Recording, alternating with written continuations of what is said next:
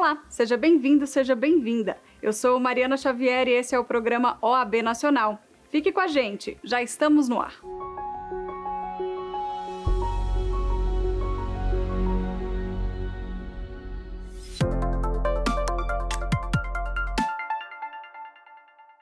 A OAB Nacional escolheu, em sessão extraordinária do Pleno, realizada na última semana, os nomes da lista sêxtupla para a vaga destinada à advocacia no Tribunal Regional do Trabalho da 8ª Região. Finalizada a apuração, nos termos do parágrafo 7º do artigo 8º do provimento número 102 de 2004, que dispõe que serão incluídos na lista os 6 candidatos que obtiverem metade mais um dos votos dos presentes.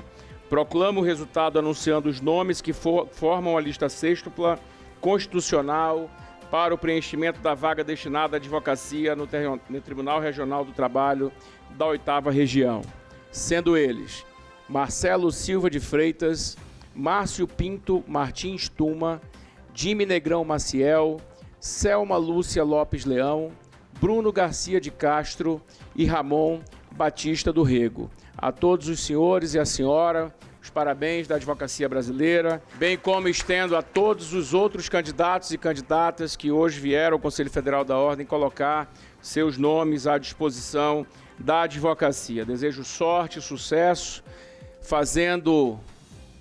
trazendo a lembrança de todos aqueles que por aqui passaram, que hoje integram essa lista, independente de quem, dos senhores ou da senhora que venham a ocupar a vaga destinada à advocacia no Tribunal Regional do Trabalho da 8ª Região, que nunca se esqueçam por onde passaram e o compromisso aqui hoje, firmado e renovado com a advocacia brasileira, nesse caso, sobretudo, com a advocacia amapaense e paraense. Ainda durante o Conselho Pleno, a Ordem dos Advogados do Brasil definiu também as listas sêxtuplas para 2 vagas destinadas à advocacia no Tribunal Regional Federal da 1ª Região, assunto que inclusive foi destaque no site da OAB Nacional. Para o edital 03 de 2023, os escolhidos foram Diogo Kunduru, Flávio Jaime de Moraes Jardim, Tiago Lopes, Clarice Viana Binda, Marcos Lara e Liz Marília Guedes. Já para a segunda lista do edital 04 de 2023, foi formada com Eduardo Martins, Rebeca Moreira da Silva, Larissa Torque, João Celestino, Vicente de Paula Moura Viana e Marcos Gil. As listas serão enviadas aos tribunais que terão a responsabilidade de reduzi-las à tríplice. Ao final, as listas serão encaminhadas ao Palácio do Planalto, onde caberá ao presidente da República, Luiz Inácio Lula da Silva, a escolha dos novos representantes do TRF1 e do Tribunal Regional do Trabalho da 8ª Região. Todos os detalhes você confere lá no nosso site, em oab.org.br. Acesse e fique por dentro. A contribuição de pessoas, instituições dos 3 poderes e da sociedade civil para a construção e a proteção do teor da Constituição brasileira foi homenageada em cerimônia realizada pela OAB Nacional, que lembrou os 35 anos da Constituição Federal de 88. A atuação da OAB e da advocacia foi primordial para assegurar que o processo de estruturação da nova Constituição fosse democrático e refletisse as aspirações da sociedade brasileira. Se hoje temos garantias como habeas corpus e o devido processo legal, incluindo a independência do Judiciário e do Ministério Público, em muito devemos à atuação histórica e efetiva da Ordem dos Advogados do Brasil. Estivemos à frente de várias mobilizações sociais que buscavam um novo texto que assentasse as garantias fundamentais após anos de regime militar. Da mesma forma, fomos uma das principais incentivadoras do movimento Direta Já, que pedia eleições diretas para presidente da República. A OAB foi responsável por diversos dispositivos e providências incorporados ao texto final, desde questões relacionadas a direitos humanos até garantias processuais e acesso à justiça. Comparecemos a audiências públicas, comissões temáticas e outros espaços de debate, contribuindo com o conhecimento técnico e jurídico. Depois da promulgação da Constituição de 1988, a OAB continuou com sua atribuição de vigilância, revelando-se um verdadeiro escudo da Carta Magna, atuante na fiscalização de sua aplicação e interpretação. Senhoras e senhores, a Constituição de 1988 é um marco do entendimento e da conciliação nacional. Ela busca superar as barreiras que limitavam o nosso desenvolvimento como nação. Agora, mais do que nunca, esse espírito de união presente no texto constitucional é imprescindível. juntos, certamente, iremos comemorar tantos outros 35 anos, com a certeza de que sem Constituição, de que fora do Estado de Direito, nós não teremos salvação, não teremos desenvolvimento sustentável, presidente Barroso.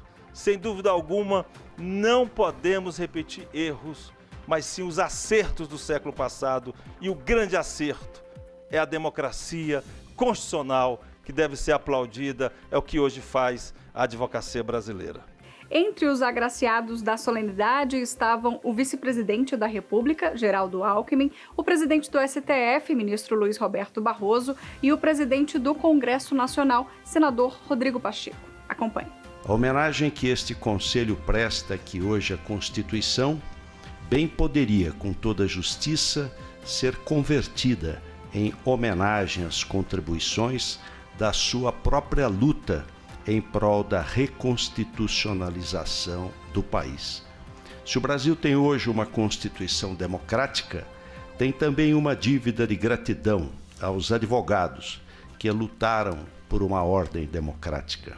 E se a classe dos advogados é fundamental para o país por seu compromisso prioritário em defender a Constituição, a ordem jurídica, os direitos humanos, a justiça social e pugnar pela boa aplicação das leis, pela rápida administração da justiça e pelo aperfeiçoamento da cultura e das instituições jurídicas, é sobretudo por seu espírito cívico vigilante e sua fidelidade aos princípios basilares da democracia que ela é também um orgulho para o Brasil.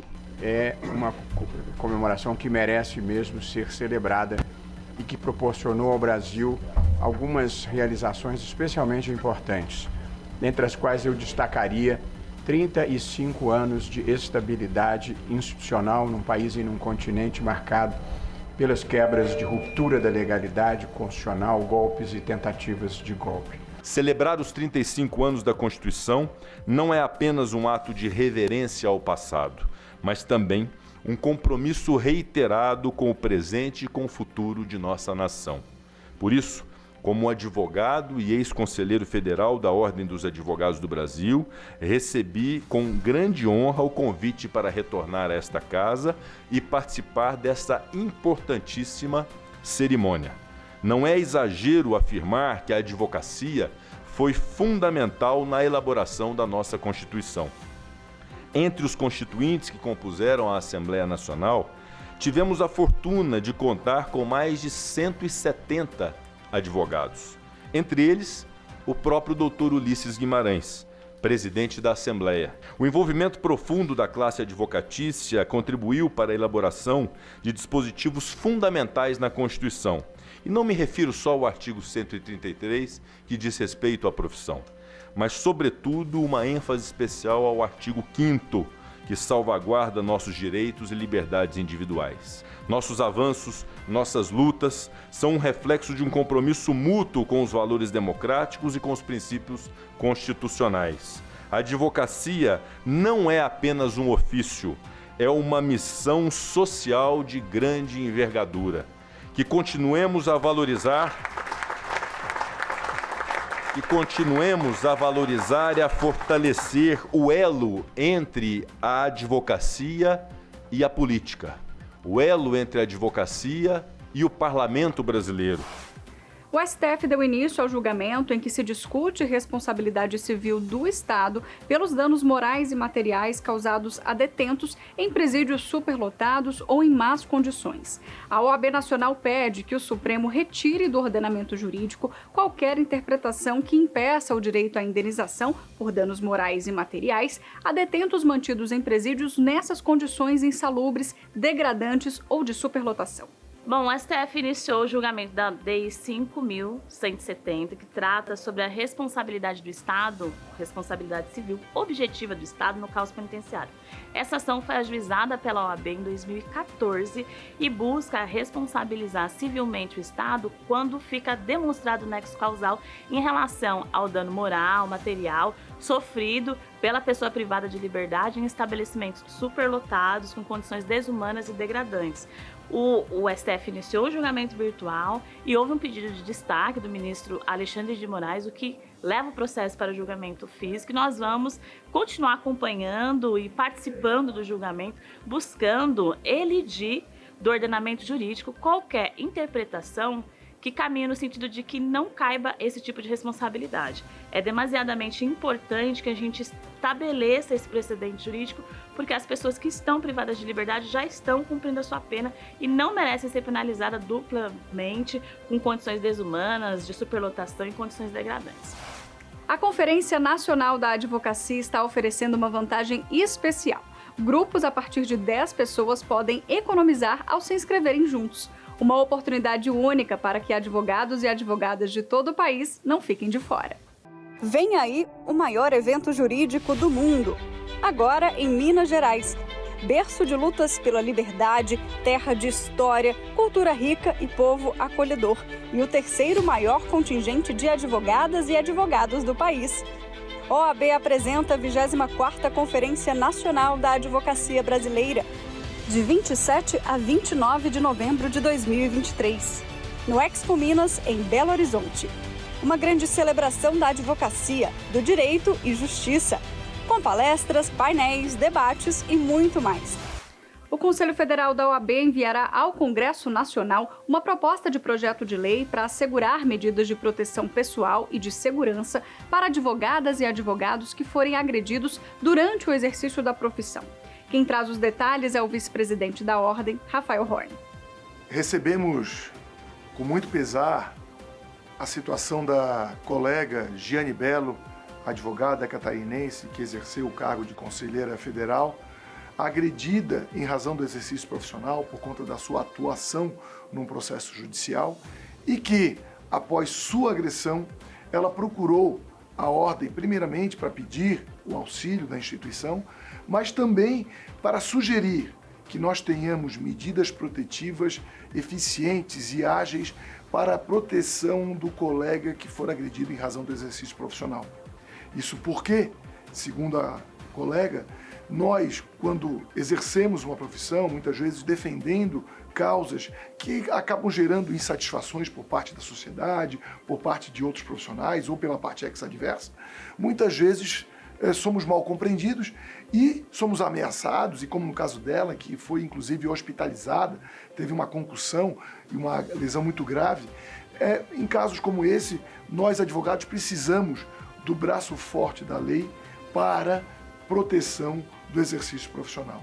E essa é a sugestão que a colega nos trouxe, juntamente com o presidente Beto Simonetti.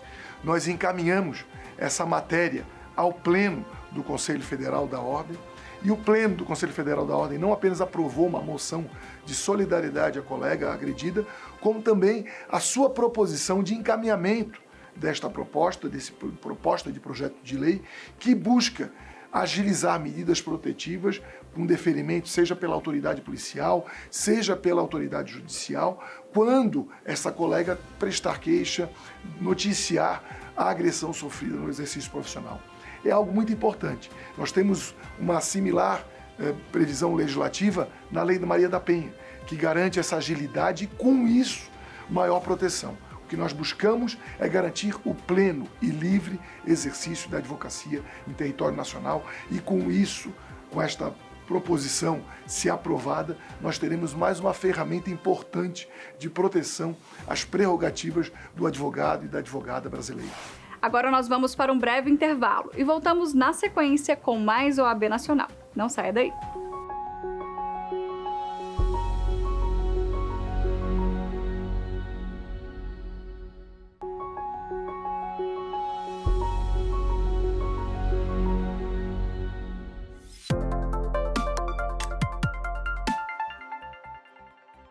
O Senado Federal aprovou o nome da advogada Daniela Teixeira para ocupar a vaga de ministra do Superior Tribunal de Justiça. Antes de ser aprovada em plenário, ela foi sabatinada pela Comissão de Constituição, Justiça e Cidadania. A vaga para a qual Daniela Teixeira está indicada é decorrente da aposentadoria do ministro Félix Fischer. Está aprovada a indicação da senhora Daniela Rodrigues Teixeira para exercer o cargo de ministra do Superior Tribunal de Justiça. Será cumprida a deliberação do plenário. O presidente do Conselho Federal da OAB, Beto Simonetti, acompanhou a reunião. Ele destacou, abre aspas, com Daniela Teixeira, lutei pelo avanço das pautas da advocacia, pelas garantias de nossas prerrogativas, pela ampliação do direito de defesa e tantas outras batalhas de interesse de nossa classe. Agora ela segue na missão de representar a advocacia perante o Tribunal da Cidadania. Tenho certeza de que ela jamais deixará de defender as bandeiras da OAB e é por isso que torço. Competência e saber jurídico ela tem de sobra. Fecha aspas. Eu trouxe comigo as impressões de 100 cidadãos sobre a justiça brasileira. Trouxe com a minha inscrição o olhar duro e sofrido daqueles que frequentam o Poder Judiciário como autor ou como réu nos processos. E eu posso lhes garantir que nenhum deles gostou de ser parte na justiça. O autor sempre acha a justiça demorada, ainda que a liminar dele demore 30 dias. O réu sempre acha a justiça injusta, ainda que ele seja absolvido ao final. Todos acham o judiciário complexo, demorado e caro. É todo esse sofrimento das partes que o representante do 5º Constitucional da Advocacia tem a obrigação de levar para o tribunal. É a urgência daquele que está preso injustamente. É a angústia do pai que quer ver o filho no Natal e não depois do recesso. É a pressa do empresário que vai participar de uma licitação e precisa da decisão antes da licitação. É a garantia do sigilo e a rapidez que uma instituição financeira precisa. É a decisão corajosa e muitas vezes contramajoritária que pode salvar empregos em uma empresa. São essas dores, são essas angústias das empresas, dos cidadãos que estão litigando no judiciário que eu trago aqui hoje. É levar o olhar de quem é parte, daquele a quem se destina a prestação jurisdicional, a quem se destina, em última análise, o Poder Judiciário, que não é um fim em si mesmo. O objetivo do Judiciário é levar a justiça ao cidadão brasileiro. E essa é a missão de quem vai compor o tribunal na vaga do 5º Constitucional destinada à advocacia. O Conselho Federal da OAB reitera ao Ministério da Educação posição contrária à liberação das graduações de direito à distância. A ordem tem manifestado ao MEC a preocupação com o grande número de cursos de direito de má qualidade que não atendem às necessidades para uma formação adequada dos estudantes. Para o presidente da OAB Nacional, Beto Simonetti, abre aspas, a permissão para graduações 100% EAD representaria um retrocesso. O Brasil já tem centenas de cursos que funcionam sem ter condições mínimas de preparar os alunos para atuar profissionalmente nas áreas do direito. Não podemos aceitar que o ensino à distância seja mais uma ferramenta de precarização do ensino jurídico. Fecha aspas.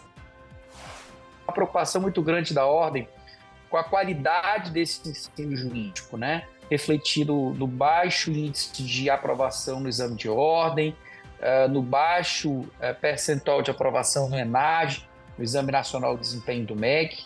E dentro desse contexto, nós nos preocupamos também com os cursos de ensino à distância. O curso de Direito ele tem um viés eminentemente prático também, com obrigatoriedade de atendimento por meio dos núcleos de prática jurídica, especialmente de uma parcela da população que precisa de atendimento jurídico gratuito.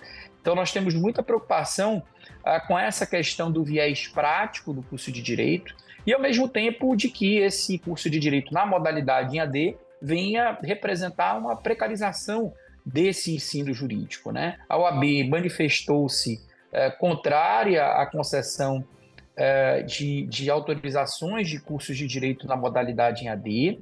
Com esse pedido da ordem, o MEC abrir um grupo de trabalho para estudar essa questão dos cursos de direito em EAD. Com base nisso, né, o MEC iniciou consultas públicas a partir desse pleito da ordem. A partir desse pleito da ordem, as novas autorizações ficaram suspensas, e a OAB provoca esse debate, né, com o MEC, com a sociedade, pontuando a sua posição contrária aos cursos de graduação em Direito na modalidade EAD. Quer saber os principais destaques das seccionais pelo país? É o que a gente te mostra agora no quadro Giro ADV. Confira. Uma das ideias da nossa gestão é, de fato, pegar firme na interiorização, cuidar dos advogados do interior do Estado. E nós vamos criar 2 subseções. Uma delas é a subseção do Alto Acre, que abrange os municípios de Chapuri, Brasileia e Epitaciolândia. E buscando implementar isso, nós procuramos a Prefeitura, a Câmara Municipal de Epitaciolândia, e nos foi doado um terreno para que a subseção do Alto Acre possa ser construída. Isso é uma vitória da advocacia do interior, e isso vai ao encontro daquilo que quer o presidente Beto no tocante à interiorização da advocacia. É de fato uma necessidade dos colegas que estão lá no interior do estado. Lá existem mais de 50 advogados que precisam do apoio, do suporte da OAB. Então essa subseção vai dar mais dignidade a esses colegas do interior do estado. A diretoria da seccional do Piauí inaugurou um novo estúdio de gravação de podcast. Reformulado, o espaço está localizado na sede da instituição em Teresina. Essa acessão é muito grande porque é uma forma da gente chegar também com mais um canal de informação para os 18 mil advogados e advogadas piauienses. Nós temos as nossas redes sociais, né, Sheldon? Você, como jornalista, sabe muito bem disso. Através do nosso site, do Instagram, do YouTube. A Escola da Advocacia também tem esses meios de contato com a nossa classe. As comissões também temáticas têm também suas redes, mas a gente quer ter mais essa ferramenta para que todo advogado e toda advogada possa ter acesso a essas informações da OAB.